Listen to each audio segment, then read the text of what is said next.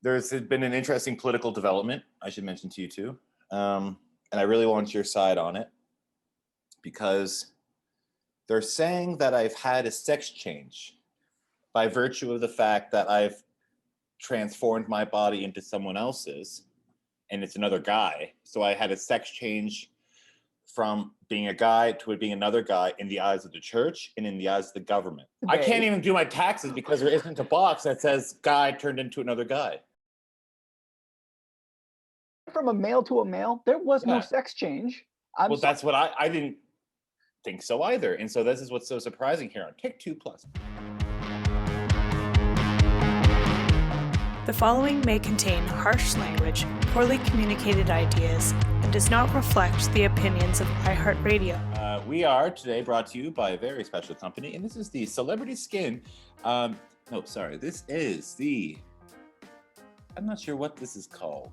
This is a very strange paint company, you see, because they use celebrity skin taken from the recently deceased and used as a special celebrity color pigment for our paints. So you'll feel like Katharine Hepburn is with you as you paint with her liquefied skin. I made a special picture yesterday, and let's just say I felt Martin Landau was with me the entire time, and I could feel his spirit. And the painting I have of his, it's him calling Boris Karloff a cocksucker. And now this is a family treasure, and it can be a family treasure for you too. Thank you, Celebrity Platinum Hollywood Paint. And thank you, Johnny Depp. I love you too. This week is the Face-Off equation, week 12 in our 52-week journey into the heart of darkness. Face-Off, 1997. We're going to look at the formula, the secrets. My name is Chris. And I'm Sean. And I'm Tyler. And I'm done. So, Sean, it's up to you now. Where do you want to start, Chris, in terms of the face-off formula? Do you want to Okay, well, let's do this. When's the last time we started a movie off? Yeah, an action movie.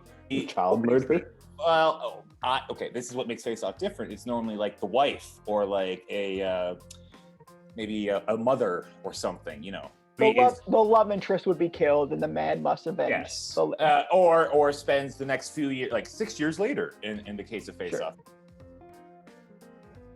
Believe it or not, if you type in action films with child murder, it returns nothing in Google. Jesus, Sean, that's not what you're right. It does get you on like an FBI watch list. Yeah, right.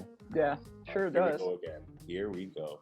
Tyler, what are your thoughts on the formula of Face-Off 1997? Is it completely original? Is it stuff that we've seen before? Or is it a little bit of column A and column B?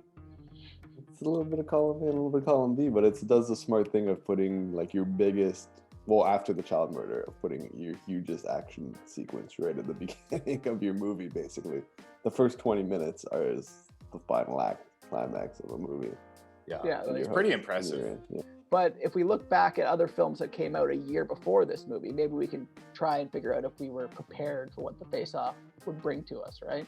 So let's look at some of the action films that came out in 1996, the year before Face-Off released. So for instance, the big Arnold Schwarzenegger movie that year, do you guys know what movie that was, 1996? True Lies. True Lies, nope, it was not True Lies. It's Eraser. I think True Lies is like 95, actually. Oh, well, I think it might have been cool. All right. Sorry, it was 94. My mistake for a second. All right. Is embarrassing. Yeah. All right, Folks, so back in 1996. This is the first mistake I've ever made in my entire life. I'm not sure how to handle with it. If you are a hot chick and you have words of wisdom, please contact me. Take two. So, another interesting action movie from 96, Executive Decision. Do you guys remember that film? Is that the one on the plane? Yeah, it was Kurt Russell. Yeah, but it was like a really interesting action film because they killed Steven Seagal. That's a good example. He was the guy who was like put at the head of like the marketing campaign for Executive Decision, and then they kill him in the first like 15 minutes, and then it becomes Kurt Russell's movie. That's a good choice. If Steven Seagal died at the beginning of every Steven Seagal movie and was replaced by Kurt Russell, it would probably be a lot more better. Hollywood would be in such better shape. Yeah. A friend of mine was letting me know that he and another mutual friend are really big into shitty Steven Seagal movies these days. So like the movies that he's still making. And he's just like so fat, and his hair plugs are so shitty, and he's just like so slow and drunk, and it's just very special subgenre of action movie, the lazy Steven Seagal fat movies. I didn't know he was still around making movies. Oh yeah. So I would say the two biggest action movies to come out the year before Face Off was probably Independence Day and Mission Impossible.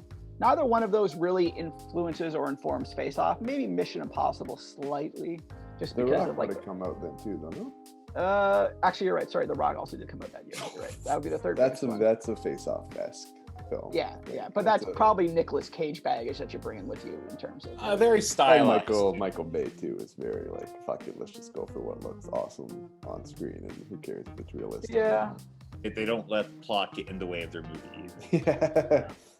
No. That's but- what's so good about Face Off too, though. Like the plot is so ridiculous, they don't try to really make anything about it realistic. So They're like, smart. Travolta and Cage can just go. We're not like, gonna spend time take to the explaining it. fences. Yeah.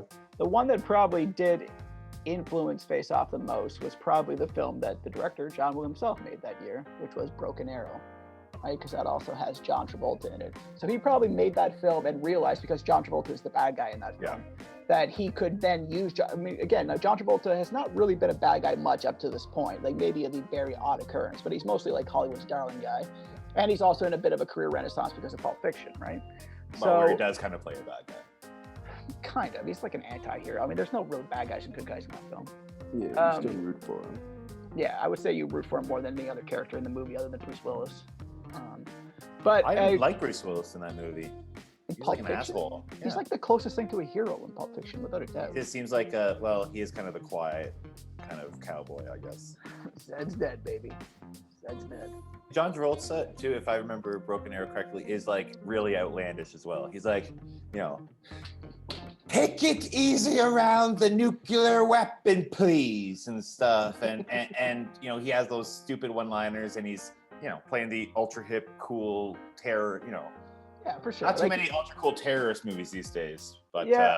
I don't know when John Travolta, the over actor, really started cropping up in films. I guess it was probably around this time, because That's I a good wouldn't say question. he was much of an over actor prior to that. Like, I well, wouldn't- it's like when he does these movies and he's getting like the biggest movies of all time and everyone's loving him. He's like, oh, this is what I have to do now, and it's just a slippery slope. It's working for it's Maybe- working for him. I like over the top Travolta. Oh, I love maybe it too. it was Look Who's Talking. These are the films that had to go toe to toe with Face Off for Best Action Film in 1997. Are we going to decide if it wins right now? Is it, Yeah, why not? What else are we doing this week? So the contenders are Air Force One, directed by Wolfgang Peterson. Here's Ford. It's a fine movie, but It's not no Face Face Off. It is close though. It's better It's than fun. Get Off My Plane is a pretty. Can I say goddamn something good line. interesting about Air Force One? It does do like the face-off thing too, of relying on your two main characters or your two main actors to do a lot of like the heavy lifting of making the film super entertaining and fun to watch. Like Harrison right. Ford and Gary Oldman. Gary Oldman's I'm great in down that movie. For both of those guys. So the next contenders in 1997 action film supremacy are Con Air, directed by Simon West. It's up there with. It's up. That's a spicy. We could do a 52 weeks of Con Air. Yeah. Well, But- don't tempt me. Let's keep going a little bit. Let's keep going a little before we get too hung up. Men in Black by Barry Sonnenfeld. Big movie.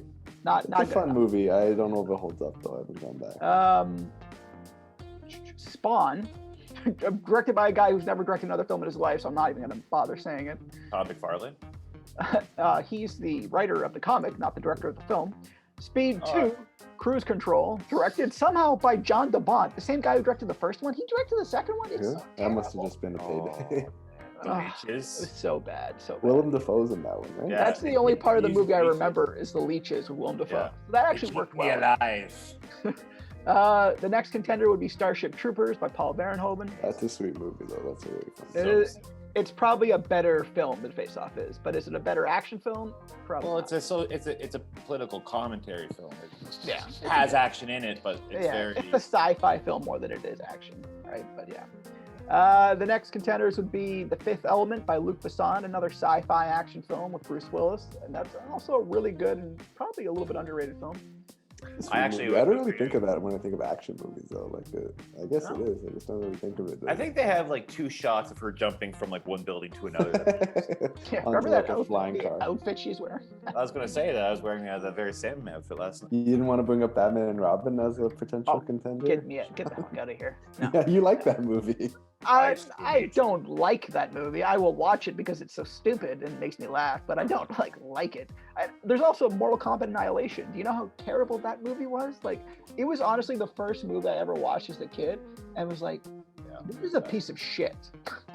And it I comes- realize it can make bad movies too. So. Yeah, basically. That's Until I like a saw big Mortal deal. Kombat Annihilation Yeah. on VHS, I was like, I didn't know you could make a movie this bad. All right, so now that we've more or less determined that yes, Face Off was the best action film in 1997, Yeah. Why? I Why was didn't it so do a lot of successful? talking, but, yeah. if you didn't do a lot of talking, tell us why was Face No. Off the formula so successful? It's a very simple concept that like someone like me who was probably like 12 or 13 at the time, I got it and it immediately piqued my interest. I mean, you have these, so not only is it a very simple concept to understand, like the principle of the movie, but you have a poster that's actually so effective because it actually kind of illustrates that that plot. And so it's a very accessible movie, I think. And so I would say it's a and it was simple, well made. I would say it's yeah. a simple idea, but it was elevated by making it like a high concept. Like the idea is John Woo simply did that. John Woo the did i- that. no, the screenwriters would create the concept of the film to begin with. John Woo elevated it by making the action choreography amazing. That's what his touch was to it, absolutely. But I'm saying, You just mentioned it as being the best action movie of the year. So yeah, because you of say who's responsible of the movie? Well, John Woo and the It's a screenwriters. group effort. It's a group effort. But I'm saying that like the screenwriters had like a very simple idea, which is basically what if you became the thing you hate most in this world? And then they made it a bigger high concept by making, okay, what if these people like literally became the thing they hate in this world? It smacks you in the head, but at the same time, you're just like, I mean, this is so obvious that it's almost genius.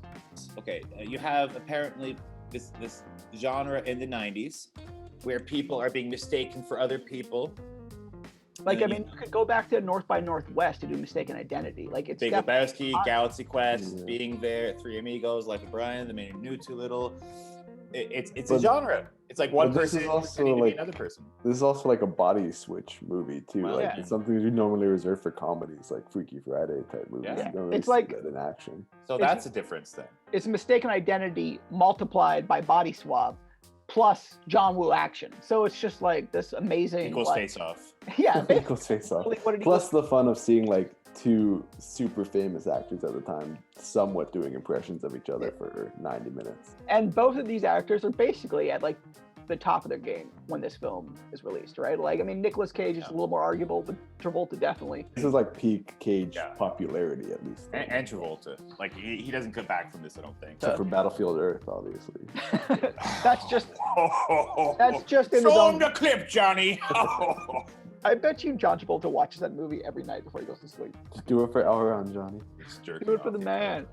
But yeah, I mean, okay. So I think we've got the formula there, and I think Tyler's right. It's like Mistaken Identity times the Body Swap time plus John Woo action multiplied by star power. I mean, that equals Face Off, right? Like that's why this movie was as successful as it was. Got it. Sean, what movie are you watching next week? Are you fucking serious this time? Oh, fuck. God. You know we're watching Face Off like every goddamn week. This is week 12. This is week Yes. 12. It's just kind of upsetting to just have that. be- 40 more weeks. Can't wait. Ooh, doggy. All right. So this nightmare will end in 40 weeks. We will see you next week. Bye.